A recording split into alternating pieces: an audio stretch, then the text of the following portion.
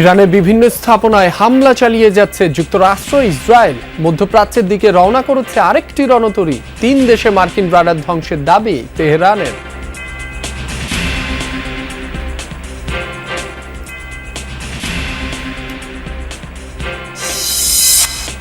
ঈদ কেনাকাটা শেষে বাড়ি ফেরার পথে রাজধানীর সড়কে 4 জনের প্রাণহানি। মোটরসাইকেলে বাবা মেয়ে, সিএনজিতে চালক আরোহী নিহত। ফোনটা কিন্তু কিছু হয় না, জানেন, হেলমেটটা টোটালি ভেঙে আর এদিক দিয়ে ঢুকে গেছে। সিএনজি দিয়ে আসতেছে, আসার পরে ইউটার্ন নিচ্ছে। সিএনজিটা ইউটার্ন নেওয়ার সময় আরেকটা গাড়ি মেরে দেয়, চালকও মারা গেছে। সিটি কর্পোরেশনে প্রশাসক নিয়োগ দেয়ায় বিতর্ক। দলীয় সরকারে প্রভাবিত না হয়ে দ্রুত নির্বাচন আয়োজনে ইসির চ্যালেঞ্জ, বলছেন বিশেষজ্ঞরা। সশস্ত্র বাহিনীকে ব্যারাকে ফেরানোর পক্ষে নিরাপত্তা বিশ্লেষকরা। দীর্ঘদিন বাইরে থাকলে সামরিক ও সিভিল 2 প্রশাসনই হয় ক্ষতিগ্রস্ত। এখনো সিদ্ধান্ত নেয়নি সরকার। প্রতিরক্ষা বাহিনীর প্রয়োজন হলো রাষ্ট্রের প্রতিরক্ষা, এবং আমাদের প্রতিরক্ষা বাহিনী খুব বেশি বড়ও না। It is the high time Bangladesh সেনাবাহিনী নিজেদের ব্যারাকে চলে যাবে। বৃহত্তর স্বার্থেই এটা কাজ করছে। ডেফিনেটলি আবার থাকবে না, সেটাও বৃহত্তর স্বার্থে থাকবে না।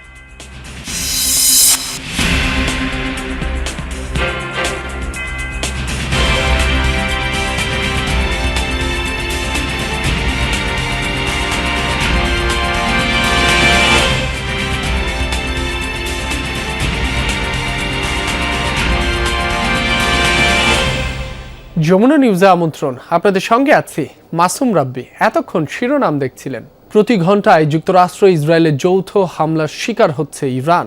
রাজধানী তেহরানে চলছে দফায় দফায় হামলা। বিভিন্ন সরকারি অবকাঠামো লক্ষ্য করে চালানো হচ্ছে অভিযান। ভয়াবহ হামলার শিকার মেহরাবাদ আন্তর্জাতিক বিমানবন্দর। সর্বোচ্চ নেতার কার্যালয়ের deputy chief of staff Ali Asghar হেজাজিকে লক্ষ্য করে বিমান হামলা চালিয়েছে ইসরায়েল। এতে তিনি নিহত হয়েছেন দাবি বিভিন্ন ইসরায়েলি গণমাধ্যমের। কোম শহরে যৌথ হামলায় নিহত হয়েছে অন্তত 2 জন। নাতানজ শহরেও হয়েছে বিস্ফোরণ। এক সপ্তাহে ইরানের 3,500-এর বেশি লক্ষ্যবস্তুতে হামলা চালানো হয়েছে দাবি মার্কিন সেনাবাহিনীর। যুক্তরাষ্ট্রের সেন্ট্রাল কমান্ড সামাজিক মাধ্যমে জানিয়েছে, অভিযান শুরুর পর গত 1 সপ্তাহে ধ্বংস করা হয়েছে তেহরানের 43টি যুদ্ধজাহাজ। মধ্যপ্রাচ্যে আরও একটি রণতরী মোতায়েন করছে যুক্তরাষ্ট্র। এরই মধ্যে অঞ্চলটির দিকে রওনা দিয়েছে 3য় মার্কিন aircraft carrier USS George H.W. Bush. মার্কিন সংবাদ মাধ্যম ফক্সের প্রতিবেদনে এই তথ্য জানানো হয়েছে। নিমিটজ শ্রেণীর রণতরীটি অতিক্রম করছে আটলান্টিক মহাসাগর। গেল মাসের মাঝামাঝি সমুদ্রে একটি পূর্ণাঙ্গ সমন্বিত যুদ্ধ দল হিসেবে প্রশিক্ষণ নিয়েছিল এটি। ফেব্রুয়ারিতেই পেন্টাগনের একাধিক কর্মকর্তা জানিয়েছিলেন 2 সপ্তাহের মাঝেই মধ্যপ্রাচ্যে পাঠানো হবে ইউএসএস জর্জ H.W. বুশ রণতরী। তবে পরিকল্পনায় পরিবর্তন আসতে পারে বলেও জানানো হয়েছিল। এর আগে মধ্যপ্রাচ্যে আরও 2 মার্কিন রণতরী আব্রাহাম লিঙ্কন ও ইউএসএ জেরার্ড আর ফোর্ড মোতায়েন করে যুক্তরাষ্ট্র। ইরানের কাছ থেকে নিঃশর্ত আত্মসমর্পণ দাবি করেছেন মার্কিন প্রেসিডেন্ট ডোনাল্ড ট্রাম্প। শুক্রবার নিজের সামাজিক মাধ্যম ট্রুথ সোশ্যালে একটি পোস্ট করেন তিনি। সেখানে বলেন, বিনা শর্তে আত্মসমর্পণ ছাড়া তেহরানের সাথে কোনো চুক্তি করবে না ওয়াশিংটন। তবে ইরান গ্রহণযোগ্য নতুন নেতৃত্ব বেছে নিলে যুক্তরাষ্ট্র ও তার মিত্ররা দেশটির অর্থনৈতিক উন্নয়নে কাজ করবে। এমনটি ঘটলে ইরানের ভবিষ্যৎ ভালো হবে বলেও দাবি মার্কিন প্রেসিডেন্টের। শুক্রবার হোয়াইট হাউসের মুখপাত্র ক্যারোলিন লেভিট জানান, প্রশাসনের ধারণা অনুযায়ী 4 থেকে 6 সপ্তাহ চলতে পারে সামরিক অভিযান। যুক্তরাষ্ট্র ইসরায়েলকে পাল্টা জবাব দিয়ে যাচ্ছে ইরানও। অভিযানের টার্গেট মধ্যপ্রাচ্যের মার্কিন ঘাঁটি এবং মিত্রদের সামরিক ও জ্বালানি স্থাপনা। সংযুক্ত আরব আমিরাত ও জর্ডানে থার্ড ব্রাদার ধ্বংসের দাবি করেছে তেহরান। কাতারেও যুক্তরাষ্ট্রের FPS-132 রাডার ধ্বংসের কথা জানিয়েছে তারা। শুক্রবার এক বিবৃতিতে ইরানের বিপ্লবী গার্ড IRGC জানিয়েছে, অপারেশন ট্রু প্রমিস এর 23তম দফা পরিচালনা করেছে তারা। ইসরায়েলি রাজধানী বেন গুরিয়ন বিমানবন্দর ও হাইফার সামরিক স্থাপনা টার্গেট করে হয়েছে হামলা। তেল আবিবের দাবি কেউ হতাহত হয়নি, যদিও দিন রাত সাইরেন বাজতে শোনা গেছে ইসরায়েলের বিভিন্ন এলাকায়। শুক্রবারের অভিযানে খোররাম শাহ 4 মিসাইল ব্যবহারের কথা জানিয়েছে IRGC। ইরাকের বসরায় যুক্তরাষ্ট্রসহ বিভিন্ন বিদেশি তেল কোম্পানির কর্মীদের আবাস লক্ষ্য করে হামলা হয়েছে। লেবাননে দফায় দফায় চলছে ইসরায়েলি সেনাবাহিনীর হামলা, এতে প্রাণ হারিয়েছে অন্তত 7 জন। বিশেষ করে দেশটির দক্ষিণাঞ্চলে হিজবুল্লাহ নিয়ন্ত্রিত এলাকায় অভিযান চালাচ্ছে আইডিএফ। বিমান হামলার শিকার ত্রিপলি, টাইর, সিদন সহ বিভিন্ন এলাকা। 4 দিনে লেবাননের বিভিন্ন এলাকা থেকে বাস্তুচ্যুত কমপক্ষে 3 লাখ মানুষ। দেশটির স্বাস্থ্য মন্ত্রণালয় জানিয়েছে সোমবার থেকে ইসরায়েলের হামলায় দেশজুড়ে 217 জন নিহত ও আহত হয়েছে 798 জন। শুক্রবার কিছু আবাসিক ভবন সহ হিজবুল্লাহর 115টি লক্ষ্যবস্তুতে হামলার কথা স্বীকার করেছে আইডিএফ। অন্যদিকে দক্ষিণ লেবাননে ইসরায়েলের স্থল আক্রমণের বিরুদ্ধে লড়াই চালিয়ে যাওয়ার দাবি হিজবুল্লাহর।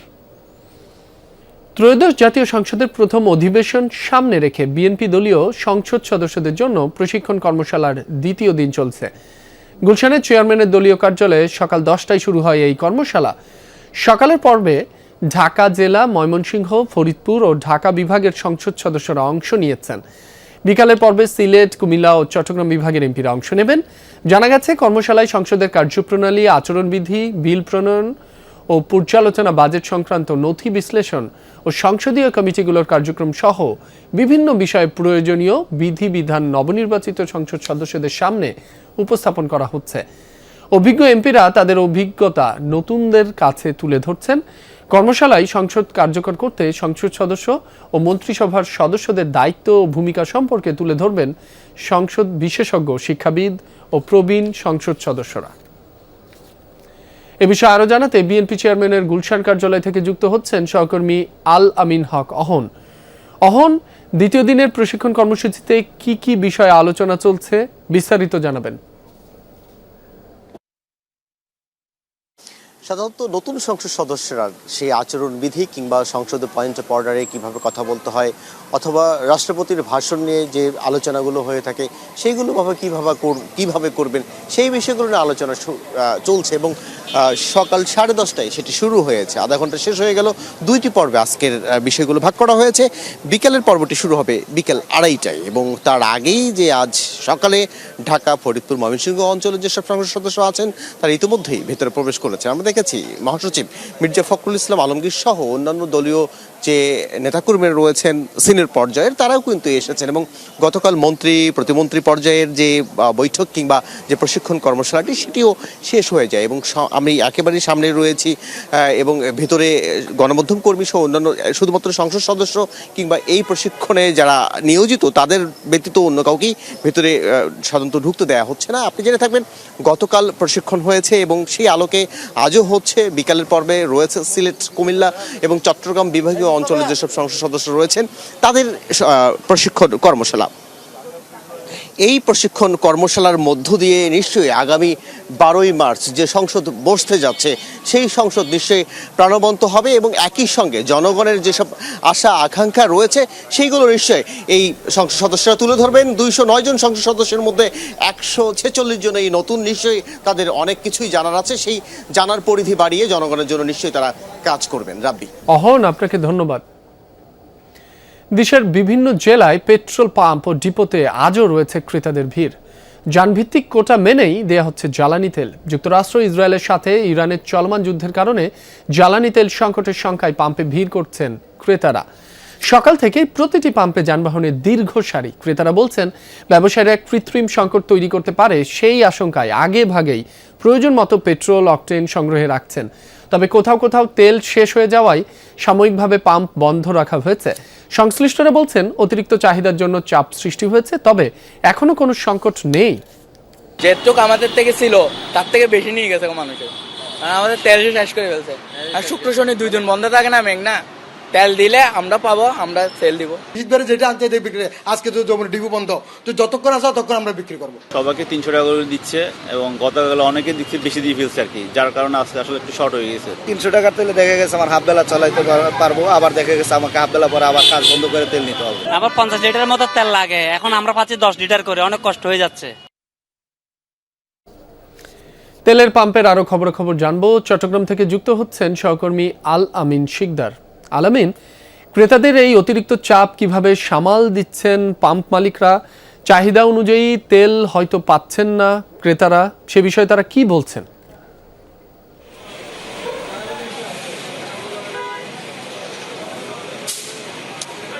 আমি সকাল থেকে বেশ কয়েকটি পাম্পে গিয়েছি, এর মধ্যে কয়েকটি ছিল বন্ধ এবং বাকি যেগুলো খোলা রেখেছে তারা সরকারের নির্ধারিত যে বেঁধে দেওয়া কোটা ভিত্তিক যে তেল দেওয়ার যে বিষয়টা সেটা দেখা যাচ্ছে যে 2 লিটার নির্ধারণ করে তারা দিয়েছেন মোটর সাইকেলের জন্য 2 লিটার, কিন্তু আমরা এই পাম্পটিতে দেখছি যে এখানে দেওয়া হচ্ছে 1.67 লিটার তেল, অর্থাৎ 200 টাকার তেল এখানে দেওয়া হচ্ছে।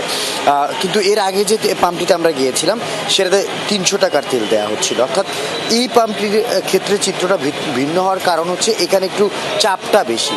সারা দিন তারা যেন তাদের সংগ্রহে থাকা যে তেল, অর্থাৎ তাদের মজুদে যে তেলগুলো আছে সেগুলো দিয়ে যারা তেল নিতে আসছেন, এই যে চালকরা, তারা যেন তেলটা পায় সবাই, সেজন্যই কিন্তু এভাবে ভাগ করে, অর্থাৎ কিছুটা কমিয়ে হলেও তারা সবাইকে দেওয়ার চেষ্টা করছে। তবে এই যে সংকট, সেটা কিন্তু আসলে সবাই তেল না পাওয়ার একটা ভয় বা শঙ্কার কারণে কিন্তু এই জায়গাটিতে তারা আসছে এবং এই যে ভয়ে তারা আগে থেকে সংগ্রহ করে রাখছেন, সে কারণে কিন্তু আরও সংকটটা বেশি বৃদ্ধি হচ্ছে। যেমন আমরা বেশ কয়েকটা পাম্পের যারা ডিলার রয়েছে তারা তেল দিচ্ছিলেন, তাদের সাথে কথা বলছিলাম, তারা আমাদেরকে যে বিষয়টা জানালেন যে এত পরিমাণে তেল কখনো তারা এর আগে বিক্রি করেনি।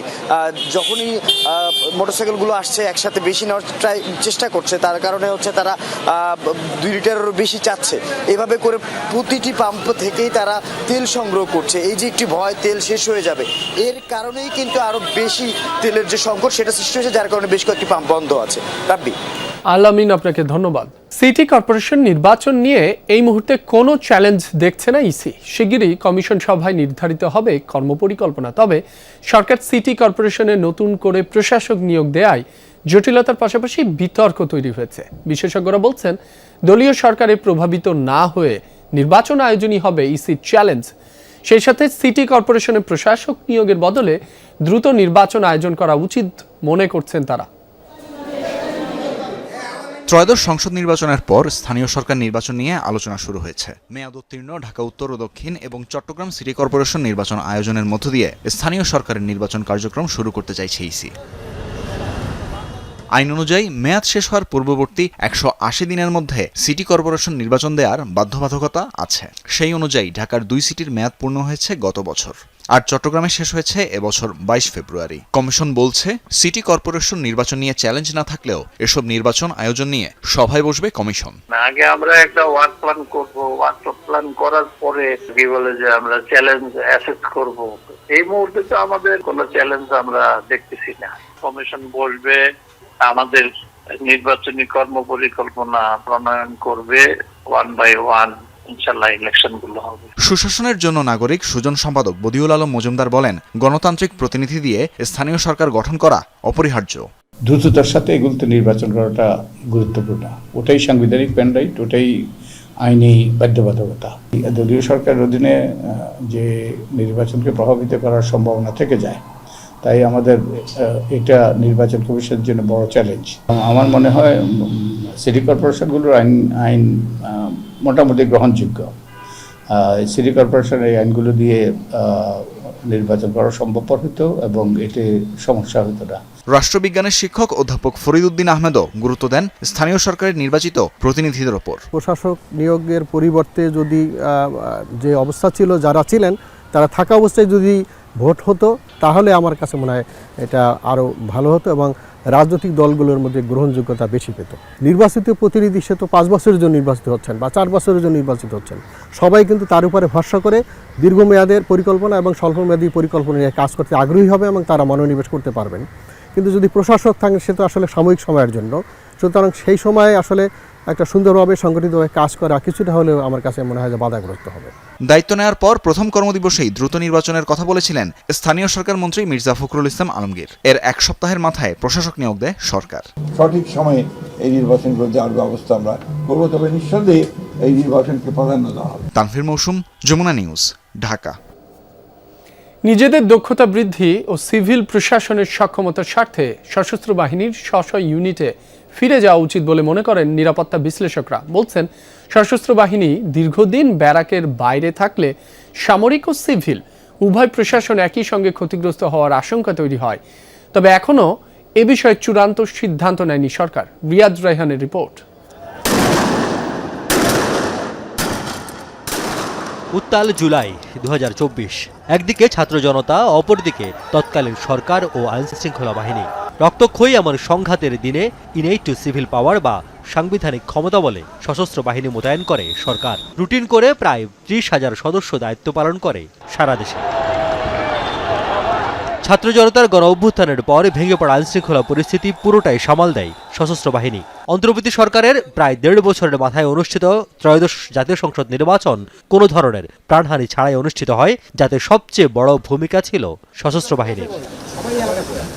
নিরাপত্তা বিশ্লেষকরা বলছেন, দেশের অভ্যন্তরীণ আইনশৃঙ্খলার উন্নতিতে যেমন দারুণ ভূমিকা আছে সশস্ত্র বাহিনীর, তেমনি দীর্ঘ সময় সিভিল প্রশাসনের সঙ্গে মোতায়েন থাকলে সামরিক ও সিভিল দুপক্ষই ক্ষতিগ্রস্ত হয় সমানভাবে। আইন শৃঙ্খলা পরিস্থিতি সিভিল প্রশাসনকে দিয়ে উন্নয়ন ঘটাতে হবে। দেখুন, একটা দেশ মাসের পর মাস, বছরের পর বছর তো সশস্ত্র বাহিনীকে আইন শৃঙ্খলা উদ্ধারের দায়িত্ব দিয়ে থাকতে পারে না। প্রতিরক্ষা বাহিনীর প্রয়োজন হলো রাষ্ট্রের প্রতিরক্ষা, এবং আমাদের প্রতিরক্ষা বাহিনী খুব বেশি বড়ও না। সরকার যত তাড়াতাড়ি পারে লোকাল গভর্নমেন্ট যে ইয়েগুলি ইলেকশনসগুলি, যেমন ইউনিয়ন এবং উপজেলা, এগুলি যদি তাড়াতাড়ি দিয়ে দিতে পারে, বিকজ এরা যে এই যে আমাদের যারা নাকি elected government at the lower level বা গ্রাসরুট লেভেলে, দে আর ভেরি ইম্পর্টেন্ট কিন্তু চেন অফ কমান্ড মেনটেন করা। এনারা যদি যত তাড়াতাড়ি প্লেস হবে তত তাড়াতাড়ি কিন্তু সরকারের জন্য ইজি হবে যে ল অ্যান্ড অর্ডারটা সিচুয়েশনটা মেনটেন করা। সাংবিধানিক ক্ষমতা বলে যেহেতু স্ট্রাইকিং ফোর্স হিসেবে যে কোনো সময় মোতায়েনের সুযোগ আছে, সেহেতু এখনই সামরিক বাহিনীকে প্রত্যাহারের মোক্ষম সময় বলে মনে করেন বিশ্লেষকরা। বাংলাদেশ সেনাবাহিনী ওভার স্ট্রেসড, মানে ক্যাপাবিলিটির চেয়ে বেশি স্ট্রেসড আছে, মানে বিয়ন্ড ক্যাপাবিলিটি ওরা। তো আই এম শিওর ওরা this the high time Bangladesh সেনাবাহিনী নিজেদের ব্যারাকে চলে যাবে এবং চলে গিয়ে এই যে লস্ট টাইমটা, যেটা এই যে lost training, lost maintenance, lost যে ফিটনেস ফর ওয়ার শর্টকামিংসগুলো আছে, ওগুলি যাতে পুরা করতে পারে। এখন তাদের ছুটি দিতেই হবে, না হলে এটা দুই ধরনের ক্ষতি। এক হলো প্রতিরক্ষা ব্যবস্থাই আমূল দুর্বলতায় পড়বে, সেনাবাহিনীতে মানে প্রশিক্ষণের ঘাটতি তৈরি হবে, দক্ষতার ঘাটতি তৈরি হবে। দ্বিতীয়ত, সিভিল প্রশাসনের সক্ষমতা কখনোই বাড়বে না, তারা সেনাবাহিনীর উপর নির্ভরশীল থেকে যাবে। বিশ্লেষকদের সঙ্গে একমত থাকলেও এখনও এ ব্যাপারে কোনো সিদ্ধান্ত হয়নি বলে জানিয়েছেন আইনশৃঙ্খলা সংক্রান্ত মন্ত্রিসভা কমিটির এ সদস্য। অপ্রয়োজনীয় ব্যবহার হচ্ছে না, কোনো ব্যক্তি বা গোষ্ঠীর স্বার্থে ব্যবহার হচ্ছে না, জনস্বার্থেই ব্যবহার হচ্ছে, জনশৃঙ্খলার প্রয়োজনেই ব্যবহার হচ্ছে। অতএব এটা আমার কাছে মনে হয়েছে যে বৃহত্তর স্বার্থেই এটা কাজ করছে। ডেফিনেটলি আবার থাকবে না, সেটাও বৃহত্তর স্বার্থে থাকবে না। তবে আইনশৃঙ্খলা রক্ষায় রাষ্ট্রীয় বাহিনীগুলোর পুনর্গঠন প্রক্রিয়া শেষ হওয়ার পর সশস্ত্র বাহিনীকে প্রত্যাহার করা হবে বলে ইঙ্গিত দিয়েছেন আইনশৃঙ্খলা সংক্রান্ত মন্ত্রিসভা কমিটির একাধিক সদস্য। রিয়াজ রায়হান, যমুনা নিউজ, ঢাকা। নেত্রকোনার দুর্গাপুরে ক্রমাগত দখলে অস্তিত্ব হারাতে বসেছে উত্তরাইখালী খাল। গড়ে উঠেছে বহু অবৈধ স্থাপনা। পানি নিষ্কাশনের পথ বন্ধ হয়ে যাওয়ায় বিভিন্ন এলাকায় বর্ষায় দেখা দেয় জলাবদ্ধতা। অবৈধ স্থাপনা উচ্ছেদ করে খালটি খননের দাবি স্থানীয়দের। নেত্রকোনার দুর্গাপুরের উত্তরাইল বাজারে খাল আর সড়ক বিভাগের জায়গা দখল করে নির্মাণ করা হয়েছে 3 তলা এই ভবন। স্থানীয়রা জানায়, বছর 10 আগে উপজেলা আওয়ামী লীগের সাধারণ সম্পাদক শফিকুল ইসলাম ভবনটি নির্মাণ করেন। রাজনৈতিক পট পরিবর্তনের পর থেকেই পলাতক তিনি। বহুতল এই ভবন ছাড়াও উত্তরাইলখালী খাল ও পাশের সড়কের জায়গা দখল করে গড়ে উঠেছে অসংখ্য অবৈধ স্থাপনা। 12 কিলোমিটার দৈর্ঘ্যের খালের অন্তত 5 কিলোমিটার অংশ জুড়েই কম বেশি এমন চিত্র। অনেক জায়গায় আবার দখল করে চাষাবাদ করা হচ্ছে। পানি নিষ্কাশনের পথ বন্ধ হয়ে যাওয়ায় বর্ষায় বিভিন্ন এলাকায় জলাবদ্ধতার ভোগান্তি পোহাতে হয় স্থানীয়দের। খালগুলো আসলে দখল হয়ে যাচ্ছে, আমাদের খালের যে পানি পথ সেটা নষ্ট হয়ে গেছে, এখন আর আগের মতো পানি নাই। এখন যে বাড়িঘর কইরা দখল করে রাখছে, কিন্তু এইগুলোর জন্য আমরা এই জলবদ্ধতায় ভুগতেছি। বর্ষাকালে আমাদের ঘর বাড়ি উঠান পর্যন্ত পানি যায়, ছেলেমেয়েরা স্কুলে যেতে পারে না। সোমেশ্বরী নদী থেকে উৎপত্তি হওয়া উত্তরাইলখালী খাল মিশেছে কংস নদে। অনেক আগেই প্রবাহ হারানো খালটি ক্রমাগত দখলের কারণে এখন অস্তিত্ব সংকটের মুখে।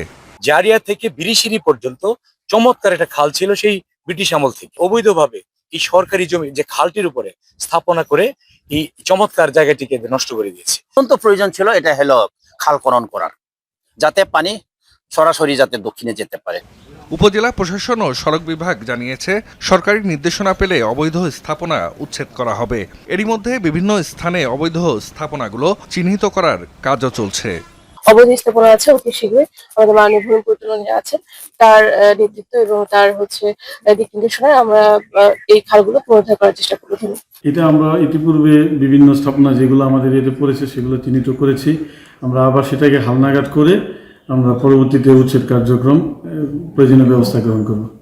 স্থানীয় সংসদ সদস্য ও ভূমি প্রতিমন্ত্রী ব্যারিস্টার কায়সার কামাল জানিয়েছেন, নির্বাচনী ইশতেহার অনুযায়ী অগ্রাধিকার ভিত্তিতে খাল খনন করা হবে। এই খালগুলা এখন অনেকগুলাই প্রায় ম্যাক্সিমামই বেদখল। কোথাও কোথাও হয়তো বা অন্য মন্ত্রণালয়ে নিয়ে গেছে, গিয়ে তাদেরকে আবার ভূমি বরাদ্দ দিয়েছে। তো আমরা সবকিছু দেখব, দেখে প্রাথমিকভাবে আমি যতটুকু জানি আমাদের উপজেলা প্রশাসন থেকে 2টা খাল নির্বাচিত করা হয়েছে। ওই 2টা খালের খনন শুরু হবে অচিরেই। নেত্রকোনায় ছোট বড় 95টি নদ নদী সহ অনেক খাল নাব্যতা হারিয়েছে। পরিকল্পিতভাবে এসব নদী খাল খননের দাবি স্থানীয়দের। জাহিদ হাসান, যমুনা নিউজ। ইরানকে গোয়েন্দা তথ্য সরবরাহ করছে রাশিয়া, এমন খবরের সরাসরি কোনো প্রতিক্রিয়া জানাননি মার্কিন প্রতিরক্ষা মন্ত্রী পিট হেগসেথ। সিবিএস নিউজের 60 মিনিটস অনুষ্ঠানে সাক্ষাৎকার দেন তিনি। জানান, যুক্তরাষ্ট্র সব কিছুই নজরে রাখছে, ঘটা উচিত নয় এমন কিছু প্রকাশ্যে হোক বা গোপন পথে তা শক্তভাবে প্রতিরোধ করা হবে। পিট হেগসেথের দাবি, কে কার সাথে কি নিয়ে কথা বলছেন তা নিয়ে স্পষ্ট অবগত আছেন মার্কিন প্রেসিডেন্ট ডোনাল্ড ট্রাম্প, তাই এ বিষয়ে নিশ্চিত থাকতে পারে মার্কিন জনগণ। মধ্যপ্রাচ্যে যুদ্ধের প্রভাবে পাকিস্তানের জ্বালানির দাম 20% বৃদ্ধি পেয়েছে। সরকার ঘোষিত নীতি অনুযায়ী লিটার প্রতি 55 রুপি করে দাম বৃদ্ধি করা হয়েছে। দেশটির জ্বালানি মন্ত্রী আলী পারভেজ মালিক এই ঘোষণা দেন। এর ফলে ডিজেলের দাম লিটার প্রতি 321 রুপি এবং পেট্রোলের দাম 335 রুপিতে বিক্রি হবে। বিবৃতিতে ইসলামাবাদ জানায়, বিশ্ববাজারে জ্বালানি তেলের দাম বৃদ্ধি পাওয়ার কারণেই তা স্থানীয় বাজারেও সমন্বয় করতে হয়েছে। পাকিস্তান মূলত সৌদি আরব এবং সংযুক্ত আরব আমিরাত থেকে তেল আমদানি করে। সম্প্রতি দেশ দুটির বিভিন্ন জ্বালানি কেন্দ্রে হামলা চালায় ইরান। শক্তিশালী এক টর্নেডোর আঘাতে যুক্তরাষ্ট্রের মিশিগানে প্রাণ হারিয়েছে 3 জন, আহত কমপক্ষে 12 জন। আহতদের মধ্যে 3 জনকে ভর্তি করা হয়েছে স্থানীয় হাসপাতালে। শুক্রবার তীব্র ঝড়ের কবলে পড়ে ইউনিয়ন লেক, 3 রিভার্স সহ রাজ্যটির দক্ষিণাঞ্চলের বিভিন্ন এলাকা। নানা স্থানে ধসে পড়েছে বেশ কয়েকটি ভবনের ছাদ, উপড়ে গেছে অনেক গাছ। এ সময় দক্ষিণ মিশিগান সহ বিভিন্ন এলাকায় জারি করা হয় টর্নেডোর সতর্কতা। শুক্রবার সন্ধ্যায় কর্তৃপক্ষ জানিয়েছে, এখনো শেষ হয়নি ঝড়ের সংখ্যা, রাতভর নতুন করে আবারও আঘাত হানতে পারে ঝড়।